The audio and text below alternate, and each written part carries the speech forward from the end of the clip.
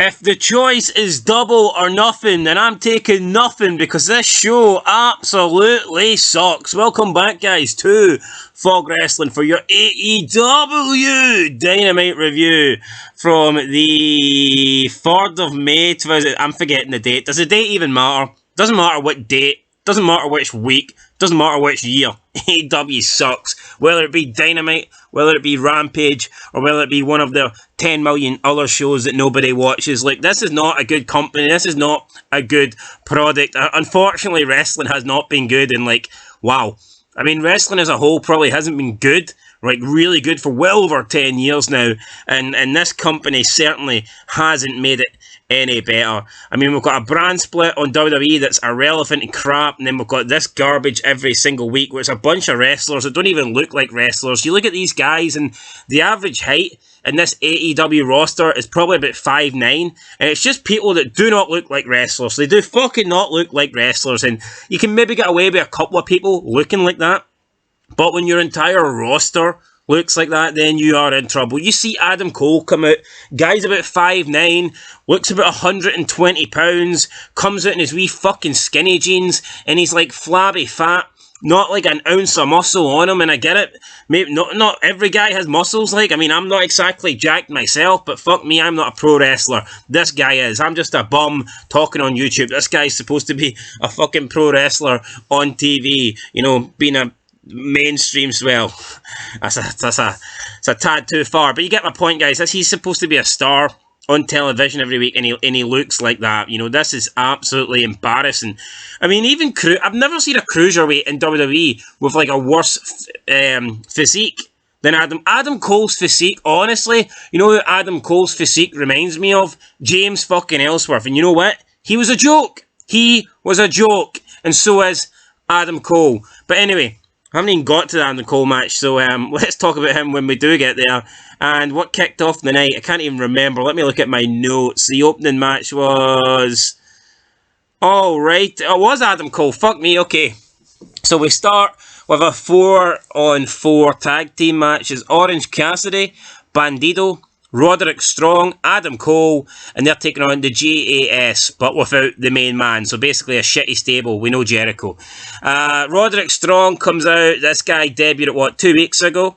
A week ago, already. He's just another little bum on the roster. He's another little 5'10" guy with no physique. Another little 5'10" guy with just no star power, no credibility. That's it. This is a guy that you'd expect to see on NXT Black and Gold. You'd expect to see him on Ring of Honor. You'd expect to see him in the Indies. You'd expect to see him anywhere. But I tell you where you're not going to see him. You're not going to see him on the main event or WrestleMania. This guy absolutely sucks. Roderick Strong. How about Roderick Weak? Because you are not strong, mate. You are weak. And they tried to say that he is a strong guy.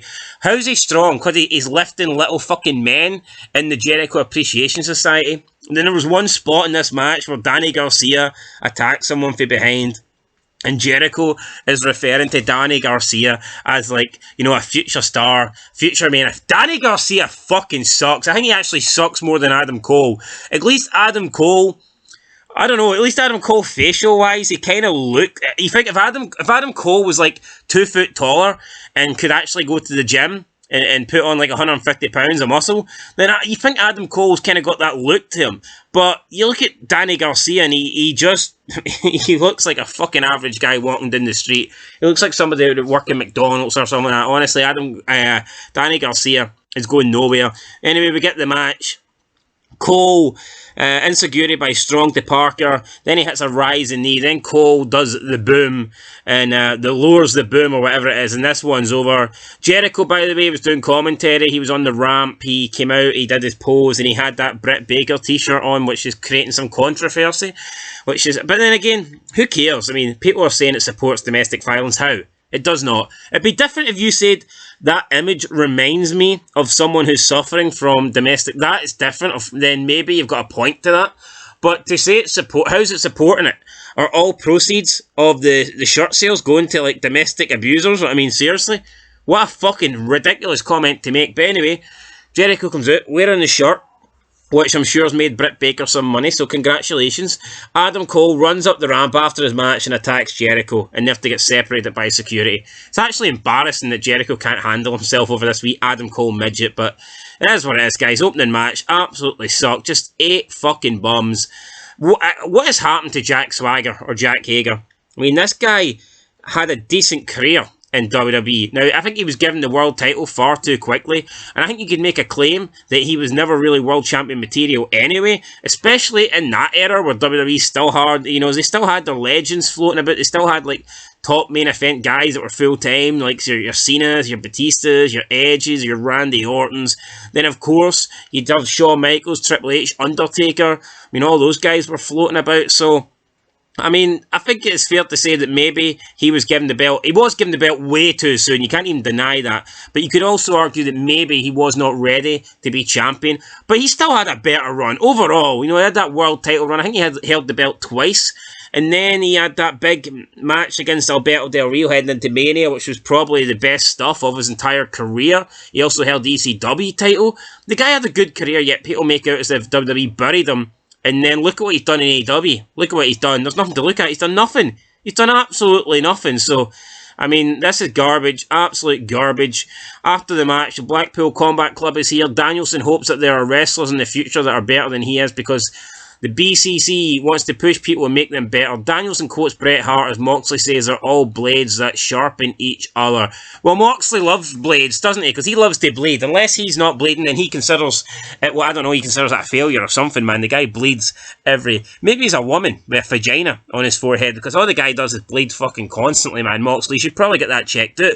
Anyway, speaking of women, we move on to match 2. It's the women's match. It's the only women's match of the night. And honestly, people say WWE. How many times have AEW tried to bash WWE, saying that they've got the better women's division? What a fucking joke. I know all the women suck, and I don't want to see the women. But for AEW to try and claim their division is better than WWE's, you have got to be smoking some crazy drugs, man, to honestly think that this division is better or that AEW care more about their women than what WWE does. Anyway, we get the match. Saraya defeats Willow Nightingale. She needs help with all her teammates to defeat this big jobber. Then after the match, Shida comes out, pretends she's going to turn heel with Saraya and her group, but then sprays her in the face with spray paint. Then out comes Jamie Hayter and Britt Baker, and they have a kendo stick and they beat them down. So yeah, there you go. Setting up a 3-on-3 match, I guess, for Double or Nothing. Who cares? Who cares? Double or Nothing. Paige is from the UK. She's probably the most well-known out of these 6. You would have to say that Paige is the bigger. Now, you could argue, because Toni Storm was in WWE more recently and kept her name, that maybe Toni Storm is the bigger attraction, but I'm not buying that for a second. I truly believe that Saraya is the bigger star here out of the 6. And they should just do a one-on-one match. That's what draws, but they're going to do a throwaway 6-woman tag match that nobody gives a fuck about. Not that anybody would necessarily care about the one-on-one, but still, one-on-one matches draw. That's why WrestleMania, more often than not, the main event's one-on-one. I mean, it is what it is. Sometimes multi-man matches are good and all this stuff, but one-on-one matches are the draw. One-on-one matches are where the money is. And there is no money in AEW, so I guess it makes sense to have any one-on-one matches. What did we get next? Alright, Tres de Mayo Trios Battle Royal. Is there anything to really talk about here?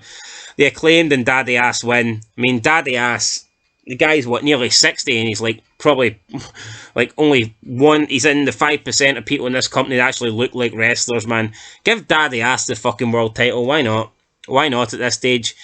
Then we got the House of Black. They offer a Trios Championship match on Wednesday. They say the House of Black have created the Open House Rules match. Any 3 competitors, no rope breaks, 20-second count-out rules, DQ or no DQ is up to the challenger. Alright then, so I mean, what? This is a new match rule. No rope breaks, 20-second count-out rules, and the challengers can determine whether it's DQ or no DQ. What the fuck is this? Just a match with some minor fucking adjustments, and we're supposed to mark out and pretend this is great? No. It's a match where they've doubled the count-out rules, and they've took away rope breaks, and they've made DQ optional. I mean, what the fuck is this shit? Seriously. Garbage match type. Absolute garbage. We then move on to the AEW TNT Championship. It's like, why is Wardlow still doing this? Seriously, why is Wardlow defending the TNT Championship against fucking bums? We've already seen this. We've already seen Wardlow go on his little Goldberg streak and squash a bunch of nobodies. Why is he doing it again? It's like WWE, they do the same thing with fucking Omos. We've seen this. Are you that shit? They haven't got anything better for these guys. Why don't you just admit that it's not fucking worked, man? No, they're going back to bloody Plan Zero where they put these guys into fucking throwaway, oh, you're defeating local indie talent, and we're supposed to care. We're supposed to care about Wardlow and Omos beating guys in 30 seconds. We've seen it 2 years ago, man. We don't give a fuck about this. Seriously, we do not give a fuck. Wardlow wins with a powerbomb. Sympathy. After the match, Christian comes out with Luchasaurus. Wardlow calls him out. Wardlow wants him to come down to the ring. Christian says he could send his right hand of destruction, but he's not going to because the AEW TNT Championship match belongs to him. Doesn't belong to Luchasaurus. Okay, fair enough, but why why do we need to have a match? Why can't Christian, if Christian's getting a title shot, if the AEW TNT Championship title shot belongs to Christian, then why can't he send Luchasaurus down to beat up Wardlow and weaken him for Christian for when he wants his title shot in the future? You know, none of this makes sense. So Christian is like still stopping Luchasaurus, I guess, from going after Wardlow. But if the title shot's Christian's, then why wouldn't he want Luchasaurus to go after Wardlow and weaken him for him? You know, again, if this show made any sense, then we'd be in trouble. But it makes no sense, which is probably it's probably consistent, at least. I'll give you that. What else did we get? We got Ricky Starks versus Juice Robinson. Ricky Starks wins with the Rochambeau. After the match, Jay White comes in and he jumps on Starks. He tries beating up Starks. Then Starks. I was about to call him Sharks. I wish the fucking Sharks would come and eat me, man. They smell blood. Well, I smell shite watching this show, that is for sure. Yeah, Jay White comes out, tries to beat up Ricky Starks. Starks gains the advantage, tries to hit the Rochambeau.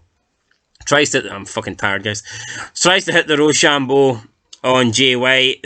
Juice Robinson comes in and grabs Jay White off his shoulders, and Juice Robinson and Jay White then escape through the ring, and Ricky Starks is standing tall in the middle. So, I mean, what is this? This is about a month now since Jay White debuted, and he feels like just another bum on the roster, another bum sitting on the toilet seat. That's all this guy is. And every time he gets in a confrontation with Ricky Starks, a physical confrontation, whether it be one-on-one or whether he has the advantage, he always comes off second best. He's always getting his ass whipped here by Ricky Starks. So, great momentum for the new guy. And we're supposed to believe that this Jay White is one of the best promo talkers in the game. He's a main eventer. He's a future world champion. Are you for real? And then people are saying he chose AEW because he's seen how WWE treated Cody Rhodes. Yeah, for sure. For real, man. Yeah, WWE treated Cody Rhodes terrible. Gave him a win. 3 wins at the big pay-per-views over Rollins. Royal Rumble win. Big WrestleMania feud with Roman Reigns for the title, main event. And he's getting a main event match now against the Beast, Brock Lesnar, who is the biggest star attraction left in WWE. Yeah, you're damn right. WWE done him dirty there, didn't they? No, it's way better. What's way better is Jay White coming in and feuding with a mid-carder and Ricky Starks and teaming up with another mid-carder and Juice Robinson. And just having throwaway, matches and throwaway beatdowns after matches. That's way better than what Cody Rhodes is doing. 100%. 100%, man. You guys are right. We're all wrong. Fog Wrestling's wrong and you guys are right. And AEW is fucking shit, I'll tell you that. Let's move in then. We have Jungle Boy and Darby Allin are warming up. MJF sneaks into the locker room after Darby Allin leaves in an attempt to broker a deal with Jungle Boy, but he gets slapped in the face, and then we get our match. Sammy Guevara and MJF versus Darby Allin and Jungle Boy. During the match, MJF slaps Sammy in the face. Sammy then super kicks MJF. This doesn't help Sammy because now he's left 2-on-1. Jungle Boy tries to get the pinfall, but Darby Allin makes a blind tag and he hits the coffin drop. Jungle Boy has to move out the way. Darby Allin comes crashing down on Sammy Guevara and he gets the 1-2-3 with the coffin drop. So there you go. Match is won by Darby Allin and Jungle Boy. That means Double or Nothing will now be a fatal 4-way match instead of a one-on-one match, and the 4 pillars of AEW will be competing not one-on-one, but one-on-one, and then a fatal 4-way match. So, was there any doubt? I mean, talk about a show that there was like zero, it was like just like 100% predictability here. I mean, who honestly thought the main event for the pay-per-view was going to be Sammy Guevara versus MJF one-on-one, heel versus heel? Did anyone truly believe that? They've been hinting and suggesting that this 4 pillars match would happen for 2 months now. Of course it was always going to be this fatal 4-way match for the AEW World Championship. The whole thing was, during the build-up to it, they were talking about the 4 pillars and how these guys are the pillars and how they need to find out who's the best. Of course it was always going to end in a fatal 4-way match for the AEW World Champion. But we're sitting here and we're supposed to believe that, you know, that we're like, this is a surprise, that this is good stuff, that this is somehow, wow, intriguing. We weren't expecting this. Darby Allin and Jungle Boy, what an upset. Wow, we were expecting MJF and Sammy Guevara to win one-on-one at the paper. No, nobody was thinking that. Absolutely nobody was thinking that, guys. And it was a horrible end to the show. Just, again, lackluster, nothing happening, no surprises, predictable from the offset. This is turning into Rampage, man, honestly. It's like Rampage, but I guess, is it slightly bigger names though? Wow, okay, you get MJF and he's like exclusively on Dynamite. Who gives a fuck? MJF sucks. This title reign has been nothing short of abysmal, and that's where we're going to end it, guys. I haven't got anything else to say about AEW. It's just not a good show. It's not an enjoyable show to watch. It just sucks. It flat out sucks, guys. I'm giving this a 0 out of 10. A 0 out of 10. Just was not good. So yeah, there you go. That is it. 0 out of 10, guys. Let me know your thoughts down below. I'm sick of watching this. The show's garbage. It really is garbage. And yeah, I don't know how much longer I'm going to keep reviewing it because it's just not good. It's a waste of 2 hours in my opinion. So that's it. I'll catch you in the next one, guys. Till next time. Peace.